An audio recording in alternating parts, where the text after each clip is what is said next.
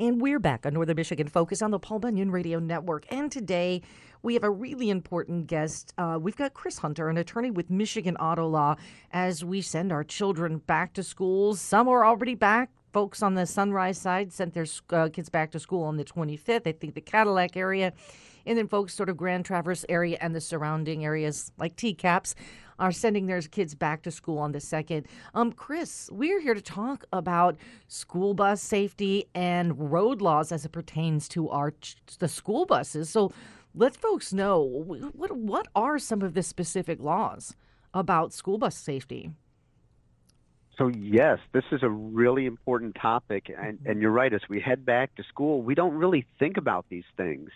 As we grow up, we're all like, yep, stop behind school buses. We all know that's the law, but we don't always know how to follow the law or what happens. So let's talk about that. The general rule is you have to stop 20 feet from that school bus, and that's whether you're behind a school bus or whether you are coming towards a school bus. You need to stop 20 feet behind that bus, and that's a really good safety rule, and not everyone knows that there's actually a law about that now. And what is the law? I mean, is it a civil infraction? Is it a misdemeanor? What is the law surrounding that? I love this because I am a law geek. So the actual law is MCL 257.682 subsection 1. So literally a law on this, and it says when the school bus is stopped and has its red lights flashing, Michigan law requires drivers to bring their vehicles to a full and complete stop, not less than 20 feet from that school bus. So that's the actual law that you look up. Yes, there are fines and infractions. So the bad news is the fine is between $100 and $500 plus court costs. Those fines are doubled if that violation occurs in a school zone, and that's technically 1,000 feet of a school property line. I guess I'm not going to call it a saving grace here. It is a 0-point violation. So while it's a hefty fine, it does not really affect your driver's record. I'm not encouraging people to do this, obviously. I'm just letting you know that the fines are out there, about $100 to $500. The court costs are in there. The other thing is community service is no longer part of the punishment for this violation. It used to be. Yeah, that's what I thought. But the legislature thought that was a little overly harsh, and the fines and court costs seem to be a very good deterrent. Right. Well, and does it happen more often than people would like to think? That people will pass a bus or not obey these rules, basic safety rules about our children? So here's the crazy part, and maybe this is just me getting older. It seems that we have had, a kind of a decrease in civil driving, and I have no idea why. People tend to race out school buses. They're like, oh my gosh, this bus is about to stop. I'm going to go around that bus now before they flip out the lights, and let's see if I can do that. It's just dangerous. It's not a smart thing to do. And here's the kicker. A lot of these school buses are now equipped with cameras. Yeah. So when you're thinking about going around that bus because, hey, for whatever reason you think it's more important that you get somewhere faster than that school bus or the children who are on that bus, there are cameras on that bus. And if those cameras catch you, they will send you a ticket. And it gets better, by the way, because some people think, hey, why did I get a ticket? I let my son, my friend, my brother, my spouse, they were driving the car. Why am I getting the ticket? And the law says that the responsibility goes to the person who registers the vehicle. So if they don't find the driver, I didn't know that. So be careful who you let use your car in the morning. Exactly. And I think this is a nice way of the legislature saying exactly that. If a parent is going to let the kid drive the car, guess what? The parent's going to be responsible as the registered owner. So maybe the parent should say, hey, Jimmy, Jenny, think about that before you pass that school bus, because you don't have to get there before that bus does. Mm-hmm. And like I said, especially in that school zone, my goodness, now you're talking about a $200 to $1,000 fine and there's no reason to do it. There isn't. I mean, this is And all the fines aside, imagine if you did accidentally strike a child. The cost of that to your life, to your mental health. It's just not worth any of it to risk the health and safety of our children. It's just not worth it. Absolutely. Mm-hmm. This is a horrifying thought, Mm-hmm. and it's not just the damage to the child, which is horrible should this ever happen. Yeah. But we find that even the people who cause these crashes, they have to live with that damage the rest of their lives as well. Mm-hmm. So it's, again, not to minimize the harm that's done to the child, Well, of course, but it harms everybody in the community. Mm-hmm. So just don't do it. There's no reason to pass a school bus. That 30 seconds you're going to save is not going to make a difference in most people's lives. It will make a huge difference in the safety of the lives of the bus driver and the lives of those children on the bus. Oh. That's the important thing to keep in mind here. 100%. And you know what, Chris, you mentioned off air, many of us, myself included, have teenagers that are driving this year for the first time. And there are some stats about teen drivers that I would love you to share, because there are different rules that the state of Michigan set for teenagers for sort of some very valid reasons. So can you give us some of those stats?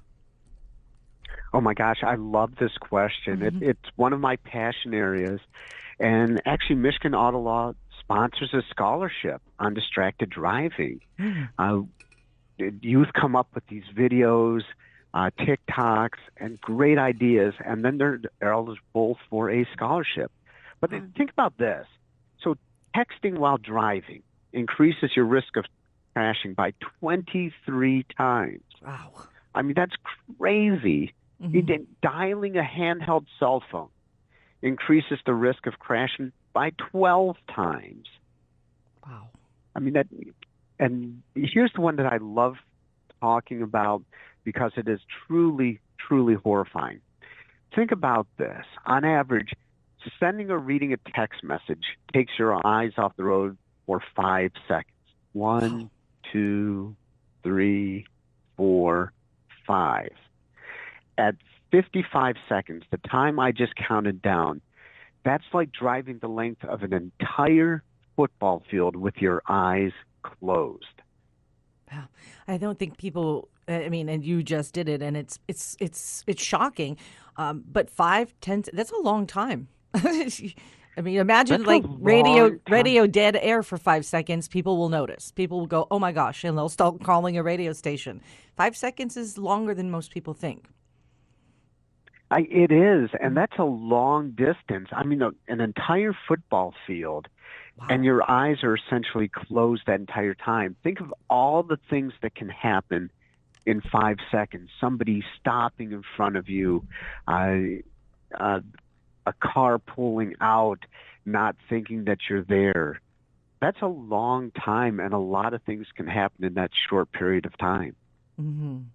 It is the reason why Michigan is now a hands-free state. Now, many cars, especially cars built within the last 10 years, you can have your phone wired through to receive text messages through your car, where they'll read the messages out to you. Is that any more safe than physically looking at your phone? The crazy part is it really isn't. I mean, so the law we're talking about has 2 parts.